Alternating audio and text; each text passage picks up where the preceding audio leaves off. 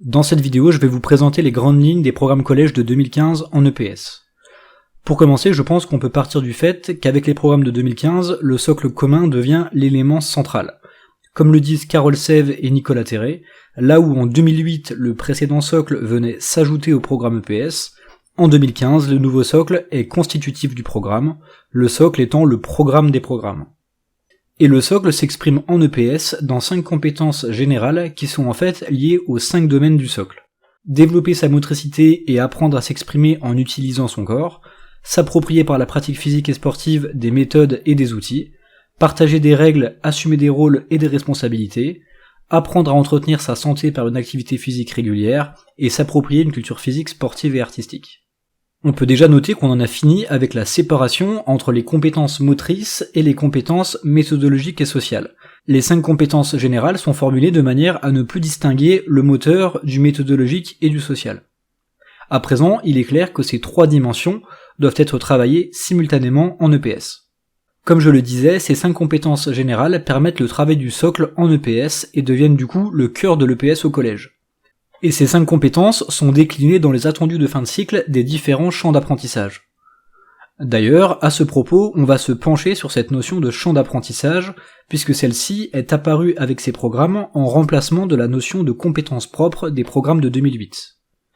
Et ce changement n'est pas simplement un changement de vocabulaire, derrière il y a un réel changement dans la logique d'enseignement des programmes.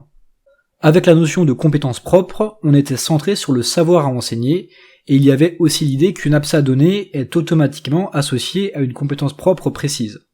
Maintenant, avec la notion de champ d'apprentissage, on est davantage centré sur l'expérience à faire vivre et sur l'activité des élèves, avec l'idée qu'une APSA peut parfois faire vivre des expériences diverses aux élèves en fonction de la manière dont celle-ci est enseignée. Escalade de vitesse ou escalade de difficulté, step artistique ou step entraînement, etc. Et plus largement, ce changement de logique se situe surtout dans le fait qu'avec les programmes de 2015, les champs d'apprentissage sont au service du socle et des 5 compétences générales.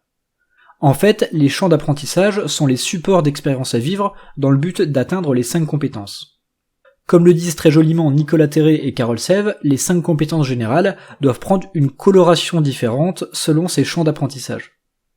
Mais ces 5 compétences générales sont formulées de manière volontairement générique et sont ensuite déclinées dans les champs d'apprentissage via les attendus de fin de cycle. Mais les attendus de fin de cycle sont eux-mêmes formulés de manière générique et doivent absolument être précisés par les enseignants. En fait, ce qu'il faut bien comprendre, c'est que les programmes de 2015 sont clairement moins prescriptifs que l'étaient les programmes de 2008. Je ne dis pas que les programmes de 2008 étaient liberticides, les enseignants avaient quand même leur liberté d'enseignement et plus particulièrement la liberté des contenus d'enseignement. Par contre, il y avait quasiment aucune liberté en termes d'objectifs didactiques et pédagogiques. Les compétences attendues étaient imposées et précises dans leur formulation. Elles étaient clairement définies pour chaque APSA et pour chaque classe d'âge. Niveau 1 et niveau 2 au collège, niveau 3 et niveau 4 au lycée. Bien sûr, il pouvait y avoir de la diversité dans les contenus d'enseignement d'un établissement à un autre, mais cette diversité était quasiment inexistante dans les savoirs à enseigner. Pour une APSA et une classe d'âge donnée, tout le monde devait viser la même compétence attendue et se basait sur les mêmes fiches ressources. Les programmes de 2008 entraînaient donc une EPS relativement homogène sur le plan national au niveau des savoirs à enseigner. Par opposition à ces programmes de 2008, les nouveaux programmes de 2015 nécessitent une forte adaptation locale et laissent plus d'amplitude aux enseignants pour s'adapter au contexte, aux caractéristiques des élèves, etc. Un important travail de conception des équipes EPS est nécessaire pour préciser les objectifs didactiques. En effet, les programmes de 2015 n'apportent plus aucune précision pour une APSA donnée en ce qui concerne les savoirs précis à transmettre. Les programmes de 2015 s'en tiennent à des compétences générales et des attendus de fin de cycle formulés de manière générique. Les précisions sont à établir directement au niveau des EPLE par les équipes enseignantes. Dans ces programmes, on notera malgré tout quelques incohérences avec notamment les notions de compétences visées et de compétences travaillées. Au cycle 3, on parle de compétences travaillées, alors qu'au cycle 4, pour des raisons étranges, on ne parle plus de compétences travaillées mais de compétences visées. Mais au-delà de cette incohérence au niveau du vocabulaire, on a également une incohérence conceptuelle. Comme je le disais, avec les 5 compétences générales, la notion de compétence prenait une dimension novatrice. Il y avait l'idée que les compétences en EPS se doivent d'intégrer simultanément le moteur, le méthodologique et le social. Il y avait aussi l'idée que les compétences en EPS peuvent être travaillées dans tous les champs d'apprentissage.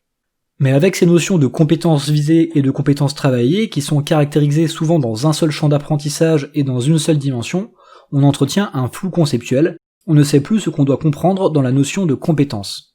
Comme nous l'avons vu, ces programmes de 2015 initient un changement de paradigme qui, à mon sens, a de nombreuses qualités. On passe d'une EPS nationale assez rigide à une EPS locale qui s'adapte. On laisse davantage de liberté aux enseignants, ils n'ont plus seulement la liberté des contenus, mais ils ont maintenant une vraie liberté dans la conception des objectifs didactiques et pédagogiques. On passe aussi d'une EPS qui est ponctuellement interdisciplinaire à une EPS qui est intrinsèquement interdisciplinaire, dans laquelle le socle est le cœur des programmes. On a également vu qu'il y a une évolution positive du concept de compétence qui se veut davantage synthétique en englobant les 3 dimensions des apprentissages en EPS, le moteur, le méthodologique et le social. Par contre, on peut aussi reconnaître un certain nombre de désavantages dans ces nouveaux programmes. Souvent, ces désavantages sont simplement la contrepartie des avantages précédemment cités. On pourrait redouter un nivellement par le bas et une augmentation des inégalités avec la disparition d'une EPS homogène au niveau national.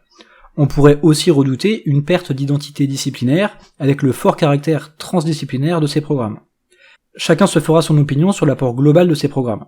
Personnellement, je les trouve plutôt positifs. Pour résumer, retenez que ces programmes constituent un vrai changement de paradigme pour l'EPS en ce qui concerne son rapport aux autres disciplines. À présent, le socle commun est le programme des programmes. Chaque discipline, l'EPS y compris, a pour vocation essentielle d'y participer. Dans ce cadre, l'EPS doit construire chez les élèves 5 compétences générales qui sont directement liées aux 5 domaines du socle commun. Ces 5 compétences générales s'expriment dans les attendus de fin de cycle de 4 champs d'apprentissage. Dans ce cadre, il y a également un changement de paradigme pour l'EPS en ce qui concerne le rapport de l'enseignant au savoir à enseigner. Les 5 compétences générales et les attendus de fin de cycle sont formulés de manière générique et laissent volontairement un énorme travail de conception aux équipes pédagogiques.